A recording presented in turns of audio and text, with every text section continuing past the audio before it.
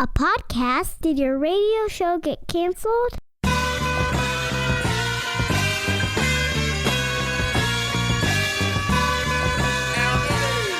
Fire. Low down and filthy, but the discipline is on point. Schooled myself, made my own dojo. A cold flow with the whole dose of soul. Maintain composure, even in theory. An anomaly, properties undiscernible. This week on the $1 Million Plan, we follow our podcast. If you subscribe at PeteThePlanner.com or iTunes, wherever you get your podcasts, it's our 200th episode, so it's a 200 episode celebration. We have a special guest. If you're listening on the radio, I don't know, it's like my 8th year on radio. No celebration for you, but you still get the gift. The gift is the one guest on this program that I've wanted for 8 years and has said no to me. She often does, and she joins me now on the show. Her name is Sarah Dunn. She happens to be my lawfully wedded wife. Is that what they say it? I think so. You're my wife. Hello, it's my wife, Mrs. Planner, everybody. Hi, Peter. Oh, that's weird how you said that. Welcome to the show. Thank you. Thanks for doing this. You're welcome. Thanks for sharing my life. In your life. Well, I think I do every day, share your life. But so here's what we're going to do on the show. We're going to do a few different things. A few years ago, I wrote a blog post called How to Have the Perfect Money Conversation with Your Spouse. Okay? Okay. So I like to think we have a nice financial relationship. Your thoughts? You don't have to agree with me. I think so. You never do, but do you have, yeah? Yeah. So we're going to run through it. Okay. And you're going to answer honestly these questions, and it's how I deal with money. Okay. And then in the second segment,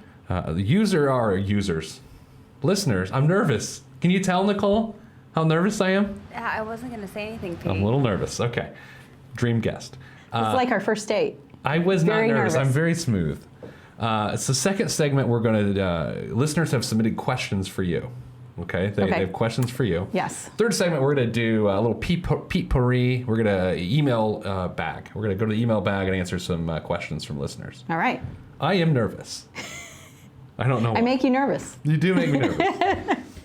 We should point out last weekend you got 93rd in the Marine Corps Marathon in Washington, D.C. out of ladies. Out of ladies, yes. That's very impressive. Thank you. How was it being around all those real men, the Marines? You know, it was fine. A little different experience. A little for different you. experience. Yeah, because they were like, They're like men. Yeah, they seem They're manly. like manly. All right, so you can find this blog post. It's called How to Have the Perfect Money Conversation with Your Spouse. You can find it at PeteThePlanner.com. And I would like you to go through this. The whole point of this is to try to get on the same page. We were raised by different people. I hope so. Yeah, me too. But our families, both lovely families, they just do things differently. Yeah. Money, That's true. Relationships, everything, all aspects, right? Right. So that's to suggest that there's no reason for you and I to naturally get along in terms of money.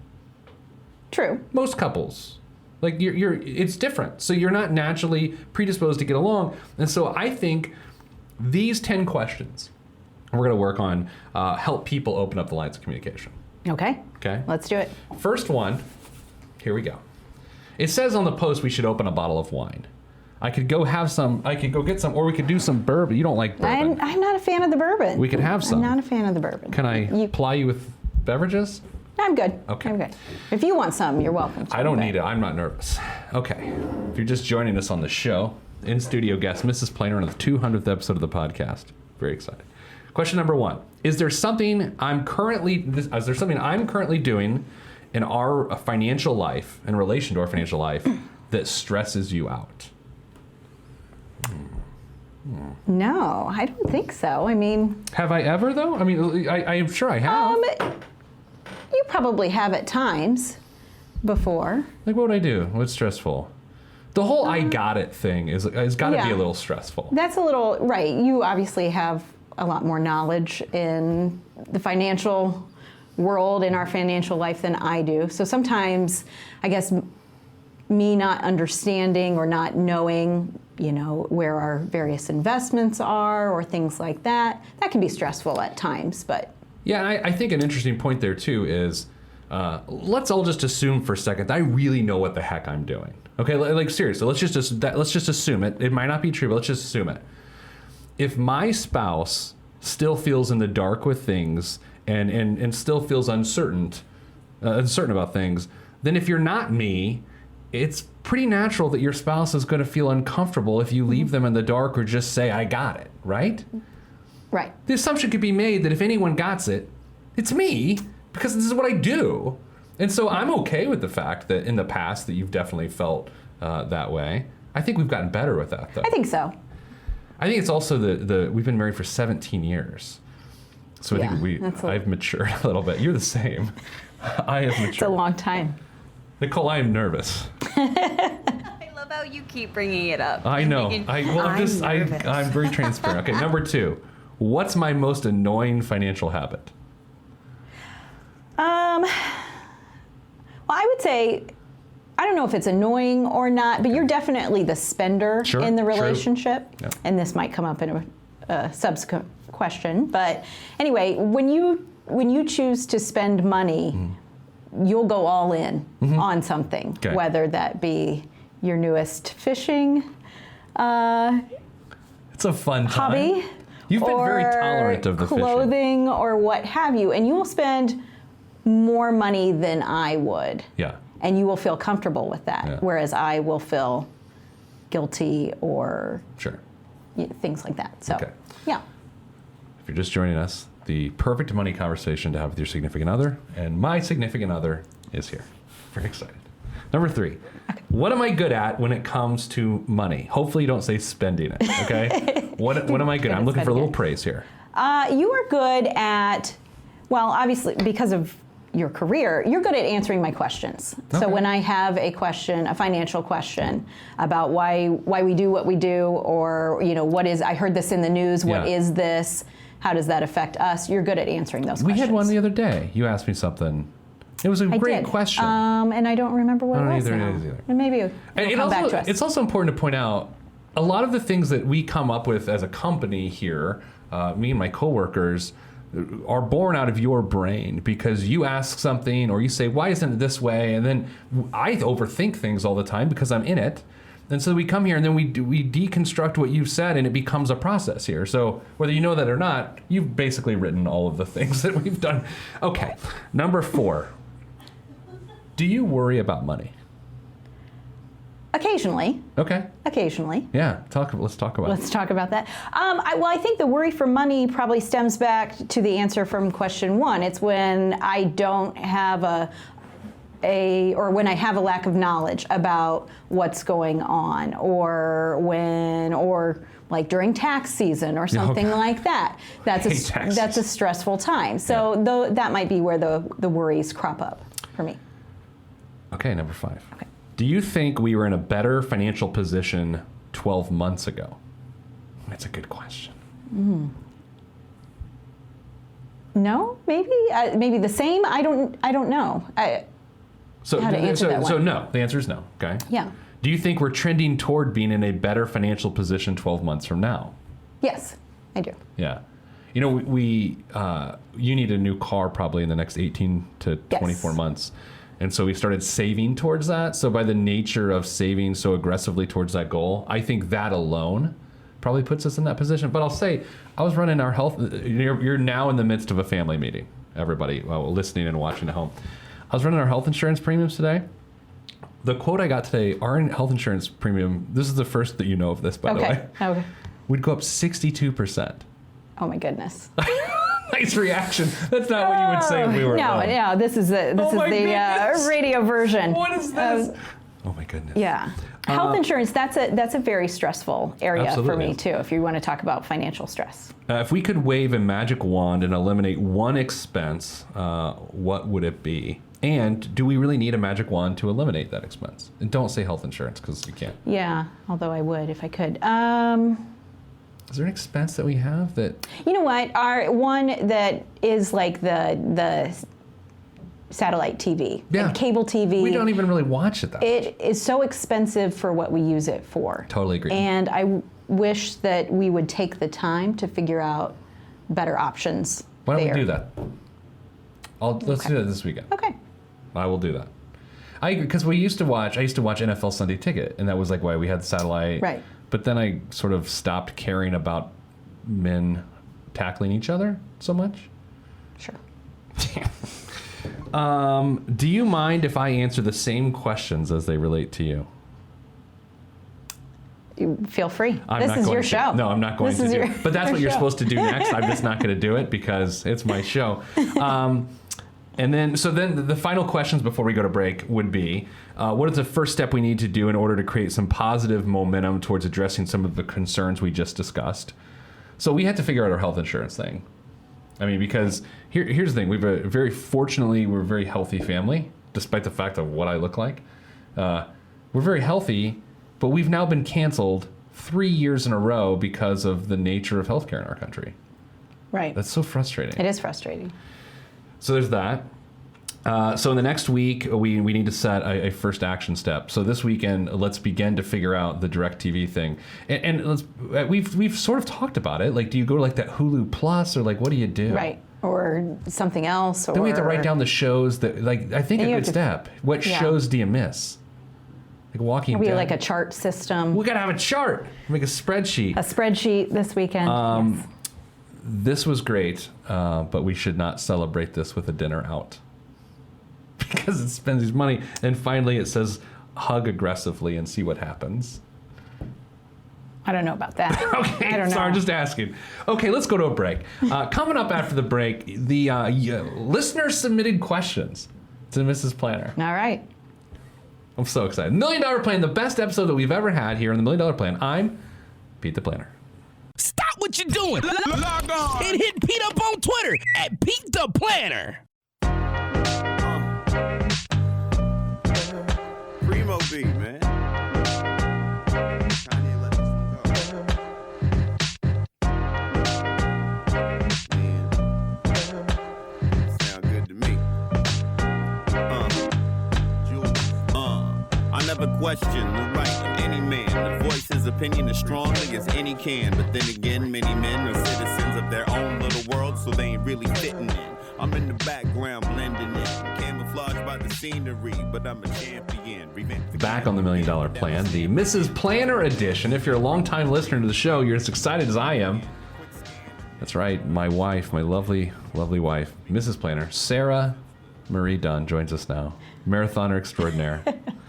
Hi, thanks for coming on the show. You're welcome. I've asked for years. You have, and I've turned you down for years. And I really, which actually gets to some of these questions of like, our listeners want to know all sorts of things about you and us. And one of them really revolves around like, how did I propose? Well, not that we're going to go into that story, but you did say no. I did, in sort of a way, say no to you. You were like, what are you doing? I said, what are you doing? Yeah, which is sort of a no. And then I told you to get up. And then we got married. So it worked out well. Yeah. All right. So people have submitted questions on social media and email for you. So we're just going to go through some of these questions. All right. And then let's see where this goes. Michael wants to know, what is bad about me, Pete, when it comes to money? We sort of covered that in the first segment, but what is bad about me? It's just I get carried away when I like something and then Right. When you like something, you're all in with it. I feel like I've held back a little bit with fishing, or no? A little bit, I think, but also You I had to think talk me the out of it. expenses with fishing aren't as much as maybe other things. It's a good Like, midlife crisis. Yeah, I mean, it's better than like I'm going to go buy a car crisis or a motorcycle I know. or something like that. But yeah, you're all in when you like something. Like you. It's true.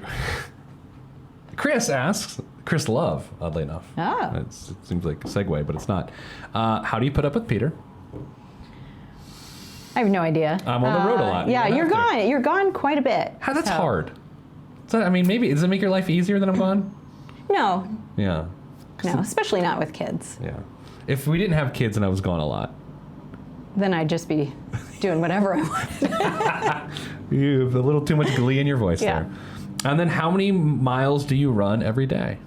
Good question. Well, it ranges between 3 to 6-ish when I'm not training for something. All right. But not every day, maybe 4 times a week. Jen wants to know, how do you deal with having kids that are so darn adorable? Now, here's the thing. They're cute kids, but they're really, they're me. Yeah, both of our kids, they're both so of our kids loud. have elements of you. It's not They good. are loud. Yeah. They're funny, but It gets they old, are just like me. Yeah. What wine do you go to when Pete whines? You're a Pinot drinker. I'm a Pinot drinker, so right. yeah, I'll go with Pinot. And this keep running girl, you look good. Oh, thank you. Damien wants to know, please rank the people you live with in the order of maturity. Oh my goodness. Well, you have to be the most mature of the 3 other people, but Thank you. I put myself at the top, and yeah, then I would you. say so. And then of the kids, I have no idea. Man. It depends on the day. Yeah, it really does. All right, next question. Actually, is a really good question. Not that the other ones were bad. Well, there's why is she still married to you? And then does my voice go through your head if you're out shopping or you're going to make a purchase? I think I know the answer to this. Like, does Pete the planner get in your head? No. No. Right. I knew you were going to say that because, A, that's not how our relationship is. B, like, you're frugal. Right. If anything, I'm more conservative than you with spending, so yeah, your voice doesn't enter my head. The Jones family emailed. All right. They want to know, could we hear her version of our love story of how we met? The whole story? You can tell the story, but take it easy. It's a family show.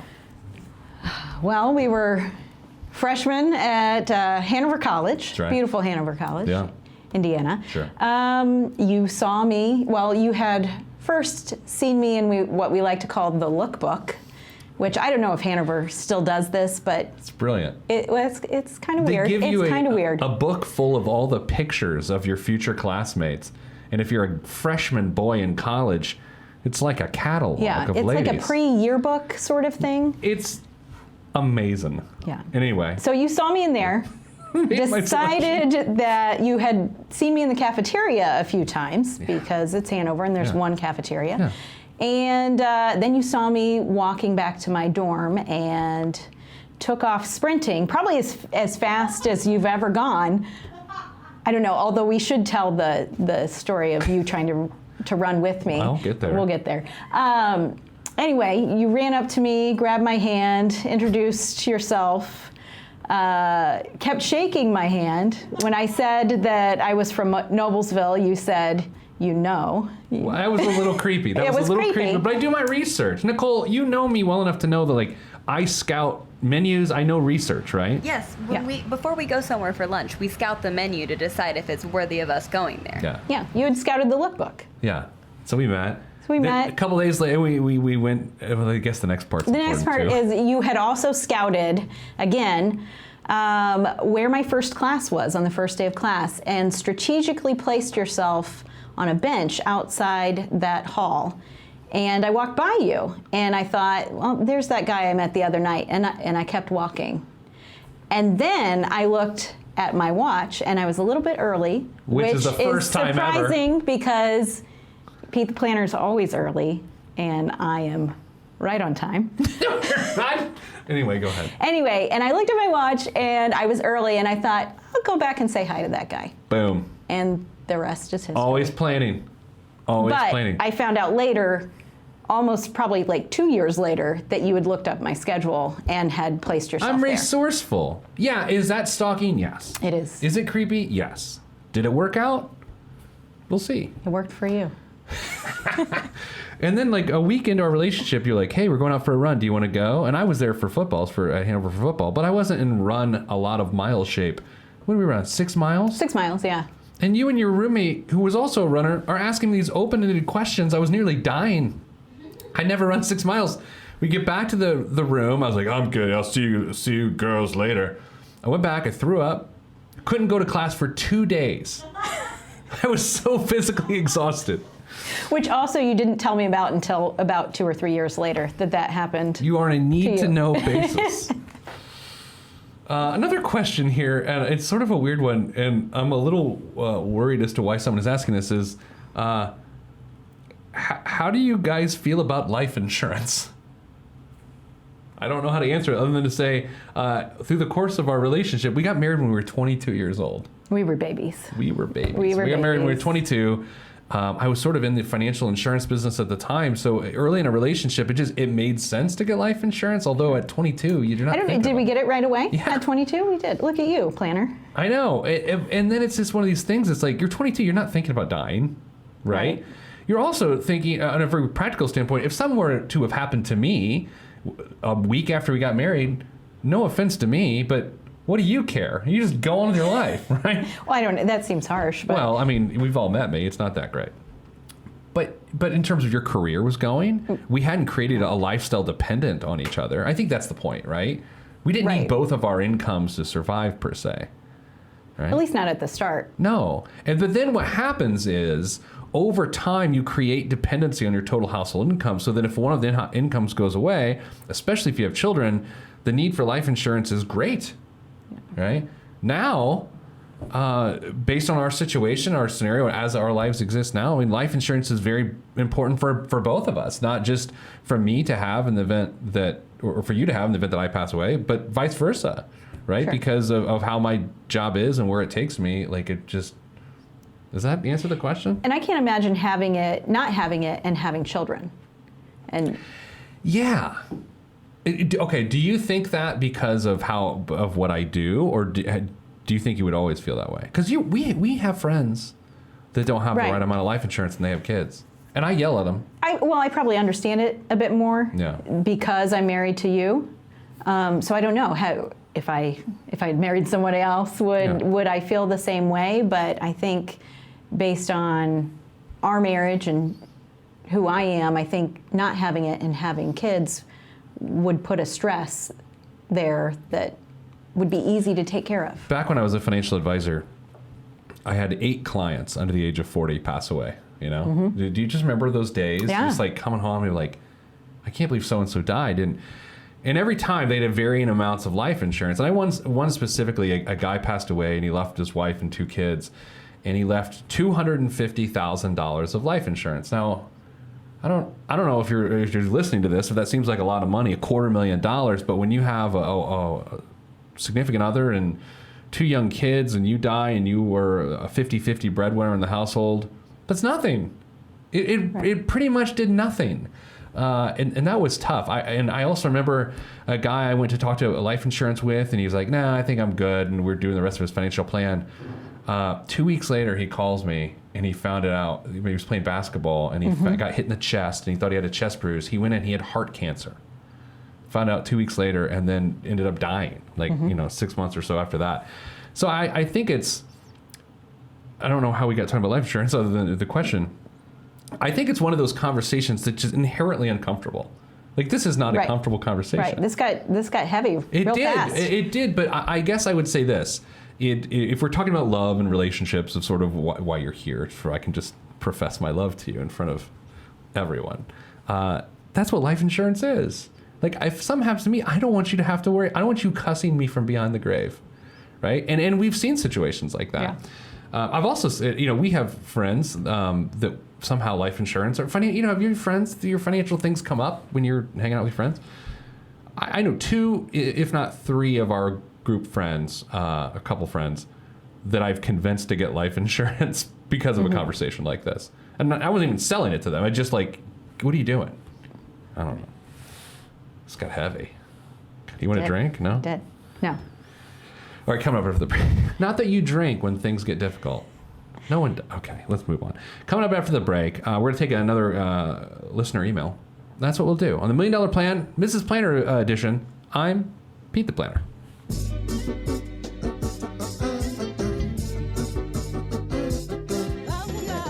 Yeah. Axe hand on the beat. Yes, sir. Glass House. Yes, sir. Mr. Kinetic, Rusty Redenbacher. ATFU. Naptown. Yeah.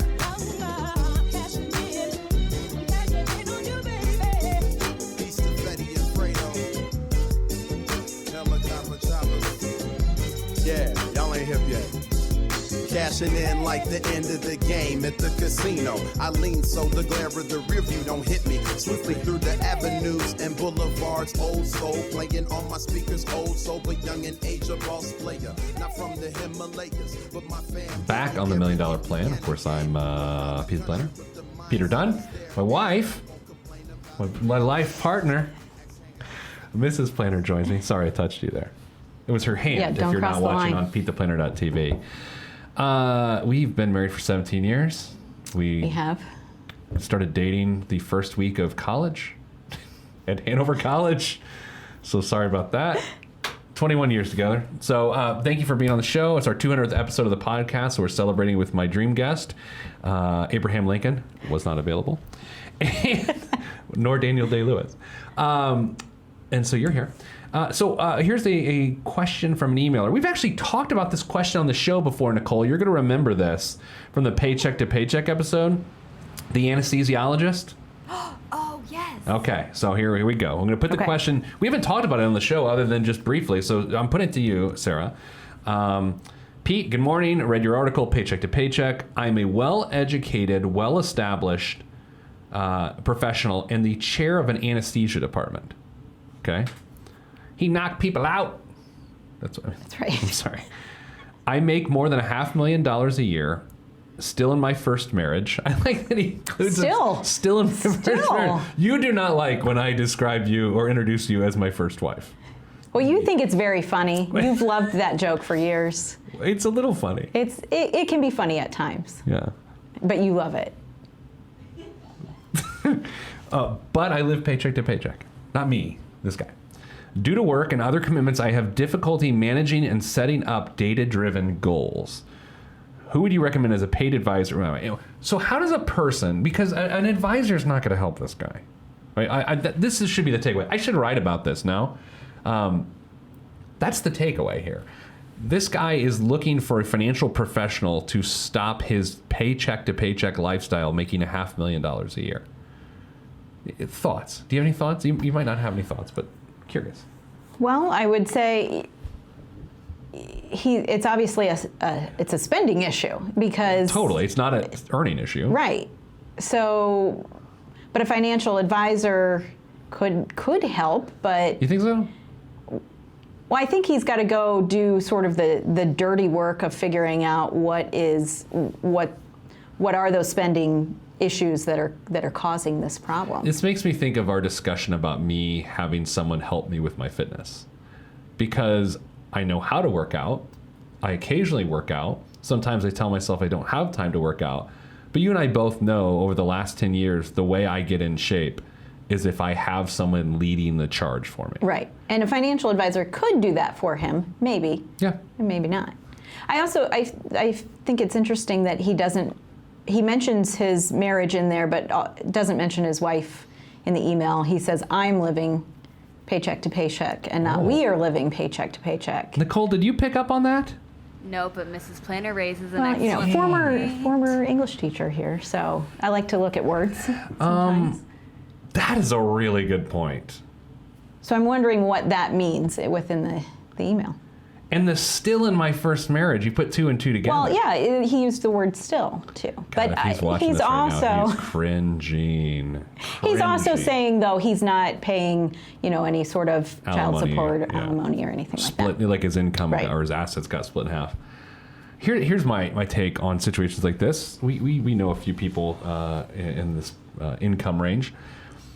When convenience becomes your go-to, right? If you use convenience too much, this is what happens. Because convenience is when you exchange money for time. And this guy has no time, according to him.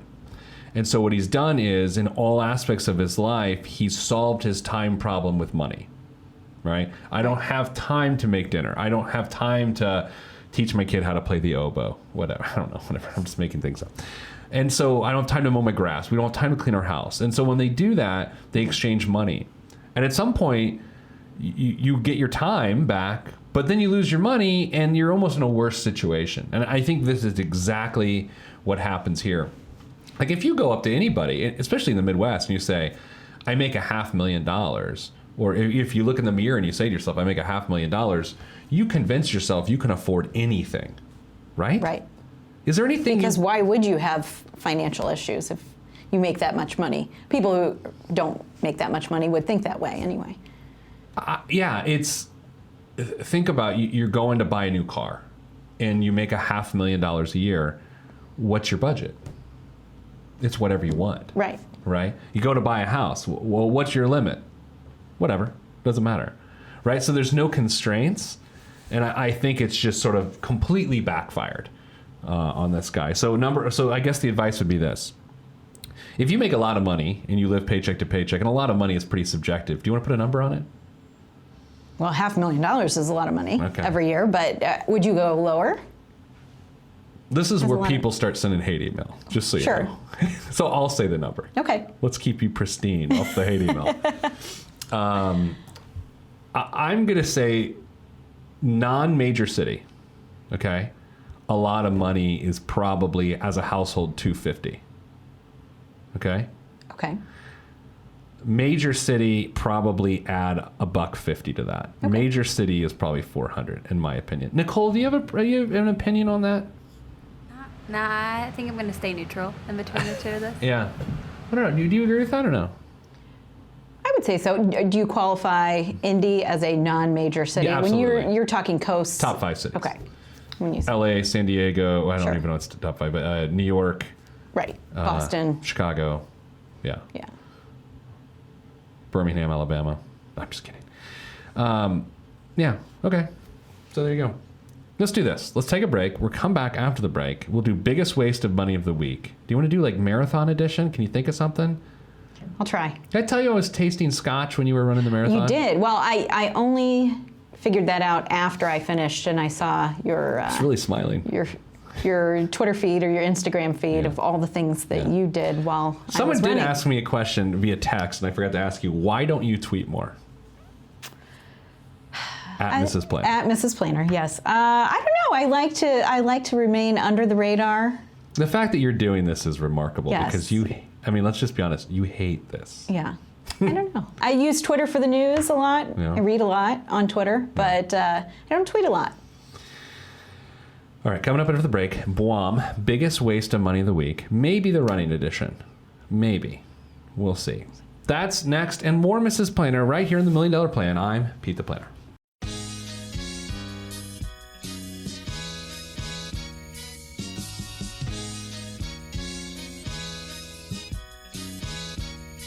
Every day living through the peace of my soul, I remain whole, even in the middle of the pain. Even though my life has the rain, I still remain sane, writing and creating for my life. And my pen is my sword given by the Lord, and I use it to fight the tides of restriction. Sometimes I'm conflicted by myself, looking at the trees too much and can't see the forest.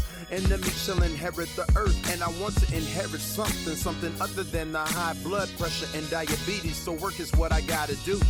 Stay true to my enemy and water the trees that I sing from, and look out for the lumberjacks running with the gale force wind at my back. Swift and enduring, I remain calm. Swift and enduring, I remain calm. Swift and enduring, I remain calm. This week's biggest waste of money of the week here on the Mrs. Planner edition of the $1 Million Plan. If you're just joining us, first of all, where have you been? The show started a while ago. 200th episode of the podcast, 8th year on the radio.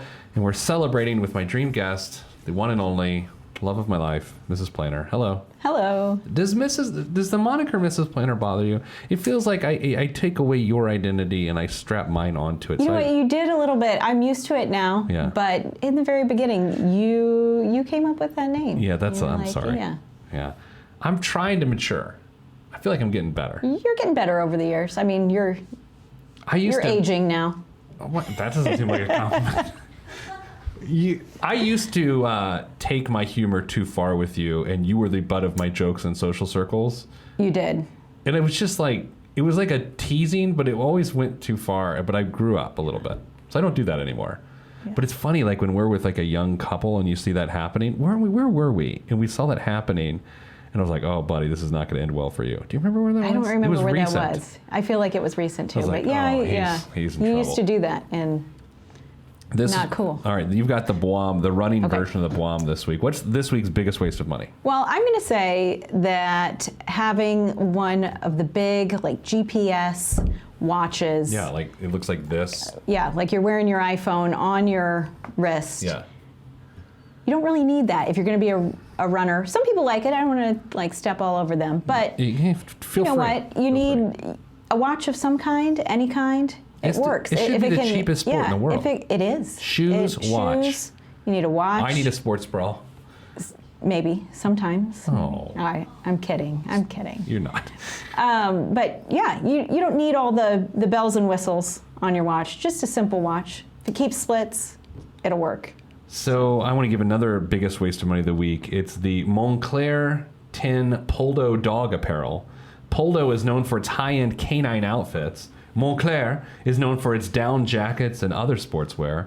Moncler 10 Poldo dog apparel is a result of a collaboration between the two, bringing Italian style sensibilities to your pup's winter wardrobe. The collection includes a 4-legged version of Moncler's signature nylon vests and jackets, as well as a knit sweater. Dog jackets starting at $370. It's an expensive dog jacket. We don't have a dog anymore. Oh, This just got dark. it got dark again. You gonna come back on the show, do you think, sometime? Maybe sometime. That was a no. That was a no. You know, I was thinking about what we were going to talk about this week on the show, and this is such a weird thing to bring up. It's financially related, but I always find it reminds me of the beginning of our marriage. When we first got married, you started putting $50 a month into a mutual fund. Remember this, right? Yes. All right. It was I think it's a Calamos growth and income, or just the growth fund or something like that. What's it worth now? Yeah, go ahead. I don't care. $17,000 something. Like $50 a month. And now it's worth $17,000. And I think sometimes when people don't think they can save or what's the point, we don't miss $50 a month. And we haven't missed it. Maybe it was a little harder when we were 22, but I don't know if we missed it then, but now it's worth $17,000. Sort of a, I don't know. I could do the math on it and figure out the rate of return. I should probably do that. You should. I don't want to, It's though. right up your alley. I'd rather stick on the anecdotes. So anyway, thank you for being the guest on the show. As we do for some guests on our show, you get to go to dinner with me. Yay. That seems like sexual harassment. That felt very Weinsteinish. I'm very sorry. Thanks for coming on the show. You're welcome. I owe you big time for everything. Okay, that's it for this week's show. If you want to be on the show, the podcast in which we help one person's financial life a week, go to PeteThePlanner.com/podcast. Read my column in USA Today and watch PeteThePlanner.tv. is the only way you'll see my interview with Mrs. Planner. That's it. Thanks again. Sending you good vibes because good vibes are all that I have in the budget. This is the $1 Million Plan, and I'm Pete the Planner. If you want to be on this podcast and have Pete fix your money life, then hit us up at PeteThePlanner.com/podcast. You heard me. PeteThePlanner.com/podcast. Log on. This is for information purposes only. It's not the Swiss financial planning device. Consult a financial advisor. Released from Everest, the fresh is fresh, and you can call me E.T. Word to John Tesh. Let me bless this harmonic presentation. It's amazing, so amazing. I'm the reason. Salutations, I bring you love-tron greetings from a faraway land. I am the sole controller. Put the remote down and let me take control. You're now a part of my zone, so enjoy yourself. Love-tron can restore your health. I bring you greetings. Salutations, how you doing? And is that how y'all say it? The tinkling of the keys is an homage to the little star. I sojourn over poetic descriptions of sound and travel to my other world. Out of this world, spaceship on my arm took me home, fueled by the ink and the megabytes and the hypertext transfer protocol, stronger than the Skynet and the Terminator. I push faders into warp speed, glide with ease, creating a breeze they call a black hole. Event horizon, no rear view concerns. This I adjourn, and beats I burn. This I adjourn, and beats I burn. Salutations, I bring you Lovetron greetings from a faraway land. I am the sole controller. Put the remote down and let me take control. You're now a part of my zone, so enjoy yourself. Lovetron can restore your health. I bring you greetings, salutations. How you doing? And is that how y'all say it?